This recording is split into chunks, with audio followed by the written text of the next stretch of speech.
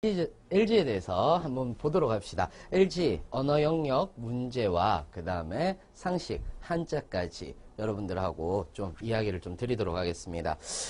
LG 그 언어 영역 문제 같은 경우가요. 독해 부분이 가장 많이 나온다라고 이렇게 생각을 하시면 돼요. 그러니까 뭐 동의어, 반의어 이런 것들이 없습니다. 독해 문제가 굉장히 많이 나오고요. 그 다음에 이제 독해 문제 이후에 여러분들 보시면은 독해 문제가 일반적인 유형들도 나온다. 자, 정리해드리면은 독해 문제가 일반적인 유형들도 나오는데 대부분 일반적인 유형 같은 경우는 우리가 삼성이라든지 다른 어떤 일반 제시문들도 나온다라고 보시면 되는 건데 사실은 이제 독해 문제에서요. 어떤 지문들도 나오느냐면은 회사, 그러니까 LG의 얘기는 아니지만 회사와 관련 있는 요러한 문제들, 조금 특수한 문서들 같은 경우 있잖아요. 요런 문서 읽기, 요런 것들이 이제 주로 나오고 있다라는 거 알고 계시면 돼요. 독해에서는요. 그래서 요런 문제들이 나오고 있으니까 여러분들 참고를 하시기 바랍니다. 자, 그러면 한번 문제를 보면서 이야기를 좀 드리도록 할게요. 자, 다음 글에서 제시하고 있는 융합의 사례로 보기 어려운 것은 이라고 얘기를 했는데, 자, 요런 문제들 나오면은요, 여러분들이 기본적으로 지식을 가지고 있어야 돼요, 조금은. 그러니까 우리가 흔히들 여러분들 알고 계세요. 독해가 있고요. 독해, 즉 우리가 독서라고 얘기를 하는 것들이 있습니다. 독서라고 얘기를 하는 것은 사실상 스키마가 뭐죠? 배경 지식에 플러스 새로운 지식이에요. 대부분 어떠냐면 이거 문제 푸실 때요. 문제 푸실 때 시험장 가서 공부하시면 안 돼요. 막 읽으면서 아 그래 이런 것도 있었어 이러시면 안 된다라는 거죠. 그렇기 때문에 1980년 이후에 등장한 과학기술 분야의 가장 강력한 트렌드는 컨버전스 융합 잡종의 트렌드이다 라고 이렇게 얘기를 했으니까 첫 문장 딱 읽으면 아시겠죠? 뭐다? 과학기술 분야가 지금 현재 융합, 소위 말하는 통섭의 영역으로 가고 있구나 라고 우리가 알 수 있다라는 것입니다. 무슨 말인지 아시겠죠? 자, 그 다음에 쭉 한번 우리가 얘기를 한번 해봅시다. 자, 그런데요. 그러면 여기서 이제 그런 얘기를 하는 거 아니겠습니까? 내용만 알면 되겠죠. 왜 내용만 알면 되느냐? 융합의 사례다라고 이렇게 얘기를 했잖아요. 그죠? 사례다라고 얘기를 했으니까 어떤 내용을 얘기하고 있는지만 여러분들 보시면 되는 거예요. 자, 그러면은 융합의 트렌드이다 라고 이렇게 얘기를 하는 거고요. 자, 맨 마지막에 연구대학과 국립연구소의 흥망성쇠는 이러한 융합의 경향에 따라 자, 이러한 이라고 얘기를 했으니까 이러한 융합의 경향에 기존의 학문 분과 제도를 어떻게 잘 접목시키느냐에 달려있다 라고 이렇게 얘기를 했네요. 그러면 이러한 융합이라고 얘기를 했으니까 뭡니까? 앞쪽에 이러한 것들이 있겠죠. 그러면 이제 보면 되는 거예요. 나노과학기술, 생명공학, 물질공학, 뇌과학, 인지과학 등이 융합의 예이다. 융합의 예는 나노과학기술, 생명공학, 물질공학, 뇌과학, 인지과학 등이 이러한 융합의 예로 존재를 하는 거구나 라고 이제 우리가 알 수 있다는 거죠. 이러한이 이거거든요. 이거. 그럼 이게 뭐냐? 위로 이제 올라가시는 거예요. 자, 이런 식으로도 이제 독해를 할 수 있습니다. 이러한 트렌드를 볼 때 미래에는 과학과 기술, 순수과학과 응용과학의 경계가 섞이는 것. 요 사례를 찾으면 되겠네요. 그러면 더 읽을 필요 있어요, 없어요? 더 읽을 필요 없죠. 이거 읽을 필요 있어요, 없어요? 사실은 없어요. 그렇지 않겠습니까? 근데 딱 보시면은 이러한 융합은 과학기술 분야 사이에서만이 아니라 과학기술과 다른 문화적 영역에서도 일어난다라고 이렇게 얘기를 하고 있고요. 과학기술과 예술, 철학, 그 다음에 법까지 별개의 영역 사이에 혼성이 강조된다라고 이렇게 얘기를 했네요. 그러니까 뭡니까? 과학과 과학만이 아니라 과학기술과 예술, 과학기술과 철학, 과학기술과 법까지도 혼성이 강조될 것이다 라고 이렇게 얘기를 하는 거잖아요. 이는 급격히 바뀌는 세상에 대한 새로운 철학과 도덕, 법률의 필요성에 기인한다. 뭐 이렇게 얘기를 하고 있고요. 인간의 유전자를 가진 동물이 만들어지고 동물의 장기가 인간의 몸에도 이식되고 있다. 생각만으로도 기계를 작동시키는 인간-기계 인터페이스도 실험 수준을 지나 곧 현실화되는 단계에 와 있다. 라고 얘기만 하고 있네요. 자, 그러면 1번 봅시다. 유전공학, 화학 독성물, 태아의 권리 등의 법적 논쟁에 대한 날카로운 분석을 담은 책일 것이다. 라고 이렇게 예상을 할 수 있다, 없다? 있다. 왜? 아까 얘기를 했잖아요. 법, 태아의 권리니까 법, 윤리, 그 다음에 뭐, 기술, 그죠? 거기에 대한 유전공학, 이런 것들이니까, 법적 논쟁에 대한 분석을 담고 있을 수 있는 책이겠죠. 자, 그 다음에 2번에 과학자들이 이룬 성과들이 어떻게 재판의 사실, 인정기준에 영향을 주는가, 이런 것들도 융합에 대한 얘기니까, 융합에 대한 사례니까 이야기를 할 수 있겠죠. 자, 그 다음에 3번 봅시다. 과학, 기술과 법이 만나고 충돌하는 지점들을 탐구하고 미래 지속 가능한 사회를 위한 둘 사이의 새로운 관계를 제시한 책. 그러니까 과학과 다른 나머지 것들이 융합하는 것이다. 이렇게 얘기를 하고 있는 거고요. 자, 넘어갑시다. 과학은 신이 부여한 자연 법칙을 발견하는 것이며 사법체계도 보편적인 자연법 토대 위에 세워진 것이다. 뭐다? 자연 하부구조에, 자, 다시 쓸게요. 자연의 하부구조에 뭐가 있다? 그렇지. 과학과 법이 존재하더라. 라는 이 얘기만 하고 있는 거예요. 4번 같은 경우는. 그러니까 아닌 것은 4번이 되는 것입니다. 아시겠죠? 5번은 볼 필요 없으니까 넘어갑시다. 자, 29번 볼게요. 다음 서식의 내용과 일치하지 않는 것을 고르시오. 이런 문제가 나온다는 거예요. 이런 문제가. 서식 문제가 나온다는 거예요. 그러면 서식 문제를 봤을 때 여러분들이 꼭 먼저 보셔야 되는 것은 날짜와 시간이에요. 항상 서식에서 굉장히 중요한 것은 날짜와 시간, 그 다음에 장소 이런 것들이거든요. 그래서 이렇게 얘기를 했네요. 2014년 9월 5일 2시에 서울시 땡땡구 땡땡동 21번지 본회사 창립사무소에서 232 감사전원의 동일호 상법 제390조 제2항 소정의 소집 절차를 생략하고 다음의 이 안을 심의하기 위해서 이사회를 개최했습니다. 자, 이런 건 필요 없죠? 이런 건 필요 없죠? 이런 건 필요 없습니다. 그럼 뭐가 필요합니까? 2시에 어디에서? 본회사 창립사무소에서 일단 모였네. 뭐 때문에? 대표이사 선임 의견 때문에. 그래서 이사들의 호선에 따라 이사 김규민이라는 사람을 임시의장으로 선출했대요. 임시의장으로 선출했대요. 의장 김규민은 즉석에서 승낙하고 계획을 선언한 후 대표이사를 선임할 것을 구한 바 이사들은 전원일치로 다음 사람을 대표이사로 선임하였다라고 이렇게 얘기를 했습니다. 계속 볼게요. 즉석에서 취임 승낙했고요. 그 다음에 금일에 의한 시임 종료하였으므로 2시 50분의 폐회를, 이런 것들이 이제 중요하다니까. 2시 50분에 폐회를 선언하였다. 이렇게 돼 있죠. 자, 그러면은 1번 보시면 이사회 회의는 50분 만에 종료됐다. 몇 시에 시작했어요? 2시에 시작했죠. 그리고 2시 50분에 마쳤으니까 50분 만에 종료된 거 맞고요. 시대주식회사 창립사무소는 서울시 땡땡구 땡땡동에 있다. 맞는 얘기죠. 그렇지 않습니까? 김규민은 이사들의 투표에 의해 임시의장으로 선출되었다. 임시의장으로 선출된 거 맞죠? 이사들의 투표였다라는 얘기 나왔으니까요.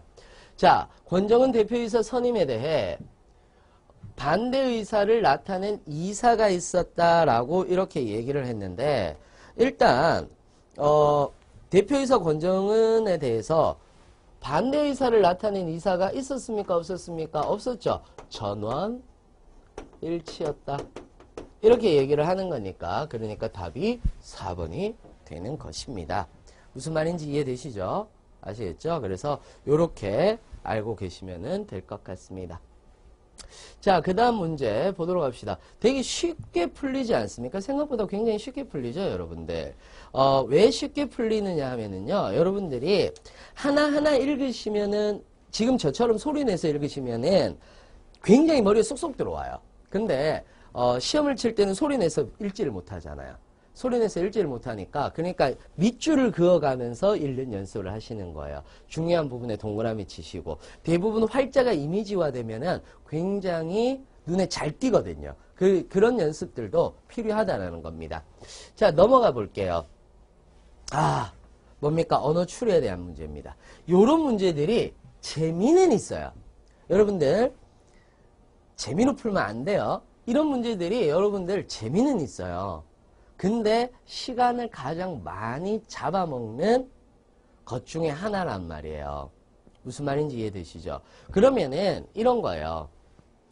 추론을 할 때 우리가 이 대우에 대한 추론이 있는 거고요. 지금 이것 같은 추론이 있는 거죠. 이거와 같은 비슷한 추론이 있는 건데 요런 문제들이 굉장히 난이도 있는 문제고 시간을 좀 많이 잡아먹는 문제예요. 그럼 어떻게 해야지 좀 시간을 줄이느냐? 어차피 기본 시간은 조금 들어갑니다. 그러니까 고정되어 있는 것만 여러분들이 알고 보시면 돼요. 고정되어 있는 것만 먼저 산출하고 그 다음에 그 뒤에 어떤 몇 가지의 어떤 그 얘기가 있는 것들이 있잖아요. 몇 가지 어떤 그 사례들이 있을 수 있는 것들. 이런 것들은 뒤로 빼는 게 좋아요. 자, 그러면은 A, B, C, D 이 5명을 포함한 8명이 달리기 경기를 했대요. 자, 그래서 1등부터 8등까지 골라야 되죠. 그러면은 1, 2, 3, 4, 5, 6, 7, 8 이런 식으로 이제 가보도록 할게요. 조금 붙여서 쓸까요? 조금 붙여서 쓸게요. 1, 2, 3, 4, 5, 6, 7, 8까지 이제 우리가 등수를 나눠볼게요. 자, A와 B는 연속으로 들어왔으나 C와 D는 연속이다. 라고 이렇게 얘기를 연속으로 들어오지 않았다라고 얘기를 했네요. 자, 그러면은 A와 D는 연속으로 들어왔다라고 얘기를 하니까 뭐 어찌됐든 이건 경우의 수가 있는 거죠. D가 있고 A가 있을 수 있고 A가 있고 D가 있을 수 있어요. C와 D는 연속으로 들어오지 않았다라고 얘기를 했으니까 D와 C는 일단은 어느 정도 떨어져 있고 이 안에는 몇 개가 있는지는 몰라요.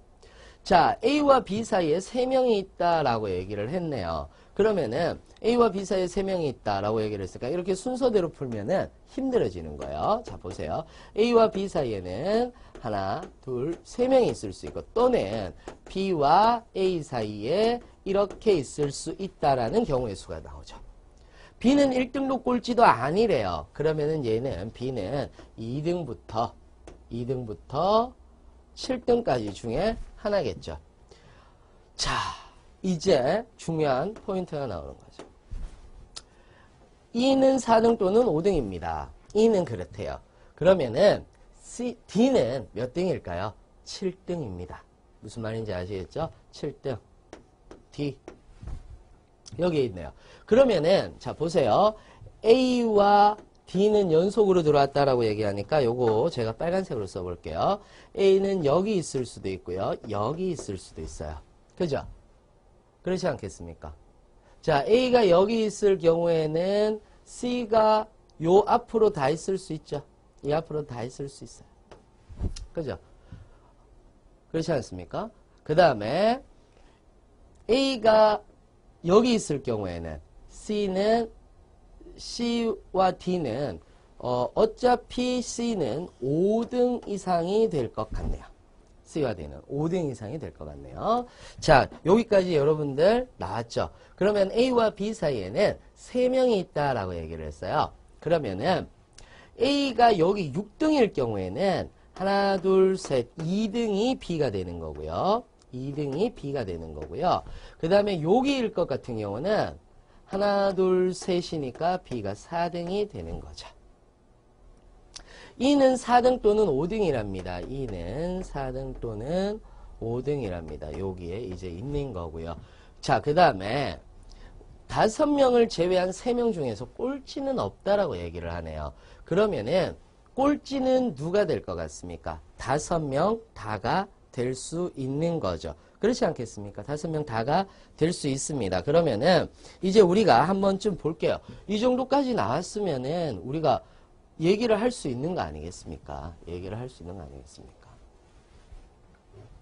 꼴찌는 아니니까요. 자, 그러면은 요렇게 봅시다. C와 D는 연속은 아니니까 C가 일단 5등 안에 들어가 있네요. C가 3등이다 라고 얘기를 했으니까 이거는 맞는 얘기입니까? 아닌 얘기입니까? 아닌 얘기죠. 자, 보세요. 여기에서 요거 세 개를 딱 얘기를 하면은요, 꼴찌로 얘기를 할 수 있는 사람이 A밖에 없어요, 사실은. 지금. 왜냐? D는 7등이라고 그랬죠. 그 다음에 B는 꼴찌도 1등도 아니라고 그랬죠. 그 다음에 C는 연속인데 꼴찌가 될 수가 없죠. 그렇지 않습니까? 꼴찌가 될 수가 없죠. 그러니까 꼴찌로 들어올 수밖에 없는 사람은 누가 되느냐? A가 되는 거예요. 무슨 말인지 이해되세요? 그러니까 A가 8등 이하가 아니고 다른 거 다 보니까 A, B, C, D, E 중에서 B, C, D, E는 무조건 꼴찌가 아니야. 근데 나머지 3명도 꼴찌가 아니라고 얘기를 하니까 A가 꼴찌일 수밖에 없는 상황이 오더라라는 거예요. 무슨 말인지 이해되시죠? 자, A가 꼴찌로 딱 들어가면요. 끝나요. 끝나요. 3명이 있다라고 그랬잖아요. 하나, 둘, 3명. 그러면 B는 4등인 거예요. B는 4등인 거예요. 그 다음에 E는 4등 아니면 5등이다 라고 얘기를 했으니까 뭐예요 이거? 2죠. B가 4등이니까 2죠. 그 다음에 6등은 누굴까요? 6등은 여러분들 보세요. 여기에 C가 들어올 수 있어요? 없어요? 없죠. 그러니까 요 이상 C가 들어오는 건데 C는 1, 2, 3등 중에 하나겠죠. 그 다음에 6등은 이제 그냥 A, B, C, D, A, B, C, D, E 나왔으니까 6등은 모르지. 누구 중에 한 명이겠지. 이렇게 나오는 거야. 무슨 말인지 이해되시죠? 이런 식으로 순서대로 가는 겁니다. 자, 그러면은요. 1번에 C가 3등이다. 3등인지는 몰라요. A가 C보다 늦게 들어왔어요. 맞죠? 꼴등이니까. E가 C보다 일찍 들어왔다라고 얘기를 했네요. E가 C보다 일찍 들어왔다. E가 C보다 일찍 들어왔다. 아니죠. B가 E보다 늦게 들어왔다도 아닌 거고요. D가 E보다 일찍 들어왔다도 아니네요. 이런 식으로 풀면은 답은 2번이 되는 거죠. 2번이 되는 거죠. 무슨 말인지 아시겠죠? 제가 이제 한번 일부러 안 풀어와 봤어요. 이거는. 제가 여러분들하고 한번 풀어보려고. 무슨 말인지 아시겠어요? 왜 제가 풀어보려고 그랬느냐면 제가 푸는 스타일을 정확하게 보여드리려고 일부러 안 풀고 왔어요. 그래서 이런 식으로 이제 여러분들이 보시면 된다라는 거고요. 자, 그 뒤에 문제 한번 볼게요. 그 뒤에 문제 보시면은요. 지금 이것도 저는 안 풀어왔어요. 같이 풀려고. 추리 문제는 안 풀어오고 같이 푸는 게 좋아요. 왜? 안 풀어오고 같이 풀어야지 여러분들이 제가 실수하는 것도 보고 그러지. 그게 아니라 같이 풀어봐야지 순서를 기억하세요. 순서를 기억하세요. 자, 그러면은 우리가 이렇게 얘기를 합시다. 다음 문장을 읽고 유추할 수 있는 것을 고르시오 라고 얘기를 했습니다. 스포츠를 좋아하는 사람은 음악을 좋아한다 라고 얘기를 했을 때 요런 것들 그냥 우리가 약식으로 나타내면 돼요. 스포츠 좋아하는 사람 A라고 둘까요? 음악을 좋아하는 사람 B라고 둡시다. 그러면 이런 기호가 나오죠. A는 B다. 나오는 거예요.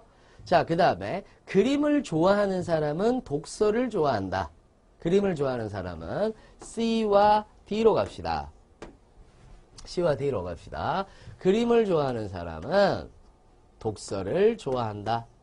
나왔죠? 음악을 좋아하지 않는 사람은 not B는 독서를 좋아하지 않는다. not D다. 이렇게 나오는 거네요. 오케이. 그럼 여기에서 not이 없죠? 그럼 이거를 not을 바꿔봐야 되겠죠? 우리 여러분들 혹시 고등학교 때 아실지 모르겠지만 이 대우의 관계. 즉, 명제가 참일 경우 역과 이는 거짓일 수도 있고 참일 수도 있어요. 이건 몰라요. 근데 대우는 반드시 참이에요. 반드시 참이에요. 그러니까 이거의 참은 뭡니까? 이거의 참은 대우를 가니까 D는 B다 나오는 거 아니에요. 그죠? D는 B다 나오는 거 아니에요. 그러면 D는 B다 라는 공식이 딱 나왔으니까 D는 뭡니까? 독서를 좋아하는 사람은 음악을 좋아하네요. 그렇죠? D는 B다라고 얘기를 하니까 독서를 좋아하는 사람은 음악을 좋아한다를 찾아보시면 됩니다. 그러면은 여기서 이제 독서를 좋아하는 사람은 이거니까 그런데 없잖아요. 지금 없잖아요. 그러면은 요렇게 C는 D니까 결과적으로 C는 D는 B니까 C는 B까지 나올 수 있습니까? 없습니까? 그러니까 그림을 좋아하는 사람은 뭐까지 좋아한다?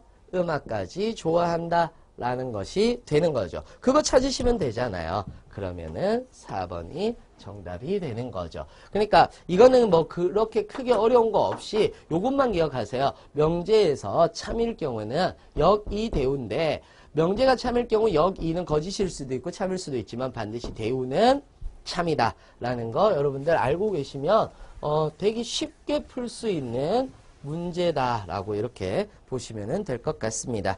자, 그 다음에 오류 문제 볼게요. 오류 문제. 논리적 오류의 성격이 다른 것은 이다 라고 이렇게 얘기를 했는데 논리적 오류를 여러분들이 다 외우시기가 힘들어요. 사실은. 왜냐하면은 엄청나게 많거든요. 그러니까 말이 되는 것, 비슷한 것 이런 것들을 찾으셔야 돼요. 이론적으로만 보면은 사실상 이제 오류 같은 경우는 심리적 오류, 자료적 오류 심리적 오류, 자료적 오류, 그 다음에 이제 언어적 오류 이 세 가지가 있는 거거든요. 심리적, 자료적, 언어적 오류 이런 세 가지가 있는 건데 사실은 이제 심리, 자료, 언어 요 세 가지에서 여러분들이 이제 막 이 안에서 열 몇 가지 이런 것들을 여러분들 공부하실 수가 없어요. 사실은. 무슨 말인지 아시겠죠? 여러분들 그냥 제일 많이 아는 거 성급한 일반어의 오류 이런 것들 아니겠습니까? 자, 그런데 그냥 여러분들이 유추해 나가는 거예요. 이거는 논리적 오류는. 나는 어젯밤 돼지 꿈을 꾸었대요. 오늘 틀림없이 좋은 일이 생길 것이다 라고 이렇게 얘기를 했어요.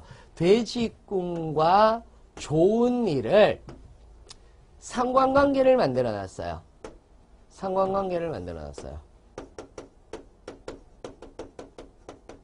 이거는 상관관계의 오류인 거죠. 그러니까 원래는 원인 오판의 오류라고 얘기를 하기도 하고요. 그 다음에 잘못된 유추의 오류라고 얘기를 하기도 합니다. 요게 사이트들마다 조금 달라요. 똑같은 말인데 똑같은 내용이고 똑같은 말인데 뭐 교과서에 정확하게 실려있는 내용이 아니다 보니까 조금씩 다릅니다. 그래서 그냥 상관관계 오류다 얘기를 해도 돼요. 무슨 말인지 아시겠죠? 그래서 원인 오판의 오류다라고 얘기를 하는데 상관관계의 오류다 이렇게 얘기를 해도 됩니다. 자, 그러면은 내가 아는 한 그는 부자가 아니다. 그렇다면 그는 가난뱅이다.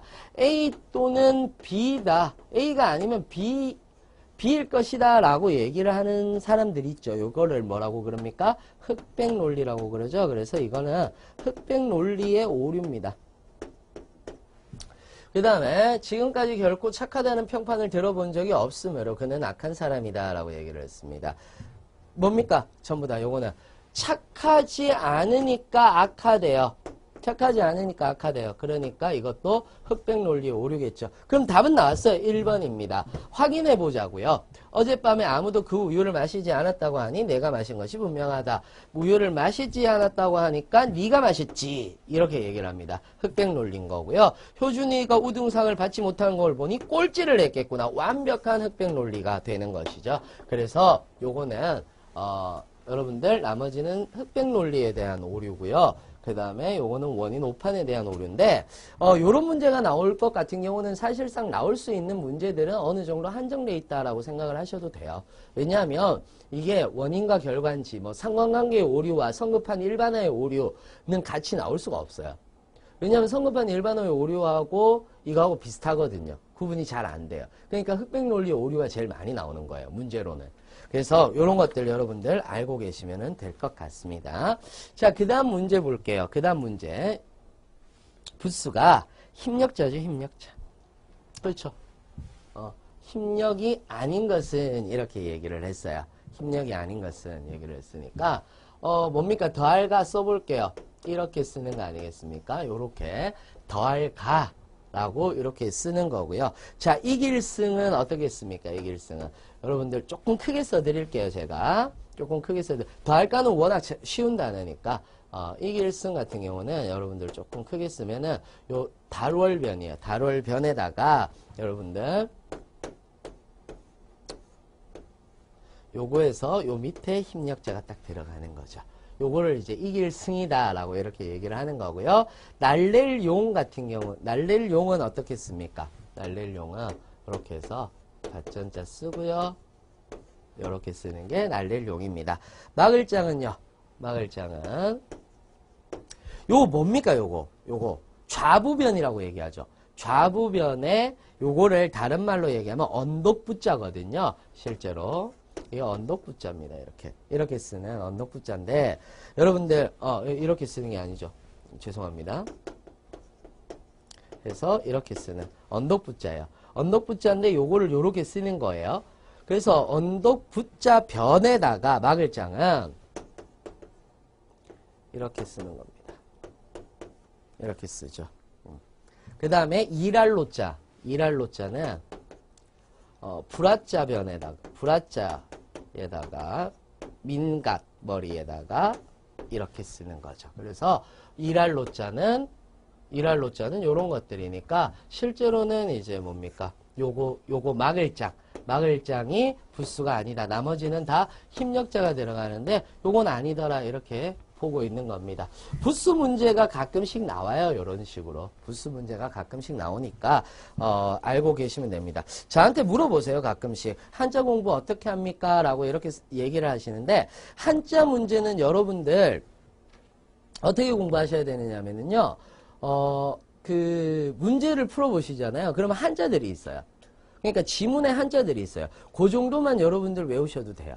무슨 말인지 아시겠죠? 그러니까 여러분들이 문제 풀어보시다가 한자 문제들이 나오면은 여러분들이 핸드폰이나 컴퓨터로 찾아보시는 거예요. 이거의 한자는 뭐지? 그래서 옆에 가로해 놓고 여러분들이 써놓아 보세요. 그러면 여러분들 눈으로 익히시는 거거든요. 한자는 손으로 익히시는 것이 아니라 눈으로 익히시는 거예요.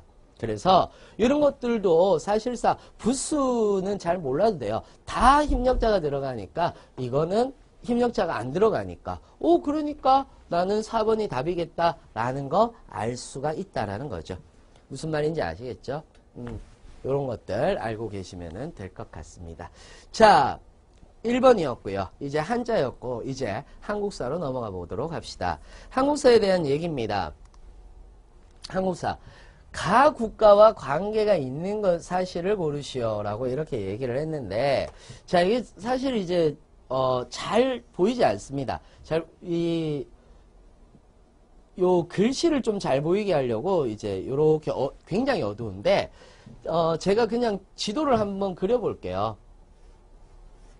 지도를 그리면 요렇게 그려지거든요. 요렇게 너무 밑에가 너무 뚱뚱한데요. 요런 식으로 그릴 수가 있어요. 요런 식으로 우리나라 지도인데 요렇게 이제 만주가 있고 요렇게 있습니다. 자, 여기가 백두산이고요. 여기 위에가 동모산이에요. 동모산인데 동모산 위에가 상경이었고 라고 딱 나오잖아요. 상경. 동모산 상경 나오면 무조건 뭐다? 발해다. 동모산 상경 나오면 발해다. 이렇게 보시면 돼요. 무슨 말인지 이해되시죠? 그 다음에 발해 같은 경우는 오경이다. 이렇게 보시면 되는 거거든요. 그래서 동모산 나오고 상경, 그 다음에 이쪽 위에 있으니까 상경이고요. 이쪽은 서경, 그죠? 이쪽은 남경, 이건 동경, 뭐 이런 식으로 나오는 거예요. 이걸 이제 오경이다 이렇게 얘기하는데 동모산 밑에 중경 있는 거고요. 그래서 실제로 오경이었고 상경이 발해의 뭐다? 수도였다. 그래서 상경에서 동령으로, 동령에서 상경으로 뭐 이렇게 왔다 갔다 거리더라 라고 이렇게 얘기를 하는 거니까 이거는 발해겠구나 라고 여러분들 알고 계시면 될 것 같습니다. 자, 그러면은요 상례등은 신라의 귀족이죠. 신라의 귀족입니다. 상례등. 최고 간직인 거고요. 자, 그 다음에 칠지도는요. 칠지도 하면 생각나는 쪽 백제잖아요. 백제. 그렇죠? 백제. 그래서 백제 문제. 백제가 일본에게 준 거. 해동성국이 발해죠. 해동성국이 발해죠. 그 다음에 이군 6위 고려죠. 고려의 중앙군사제도니까 고려. 그 다음에 상수리제도는 인질제도하고 비슷한 거잖아요. 그래서 이거는 신라. 그래서 통일신라. 요거를 이어받아서 고려에서는 긴 제도까지 여러분들이 기억해 주시면은 감사하겠습니다. 여기까지가 여러분들 그러니까 답은 몇 번이에요? 이거는 발해니까 답은 3번이죠. 그래서 지도 보고도 여러분들 알 수 있는 것들이 있으니까요. 여러분들 꼭 참고해 주시기 바랍니다. 아시겠죠? 자, 요렇게 가국가와 관계 있는 사실 이런 식으로 해서 우리가 한국사까지 한번 풀어봤습니다. 자, 그러면은 저는 또 다른 기업에서 만나도록 하겠습니다. 마치겠습니다. 감사합니다.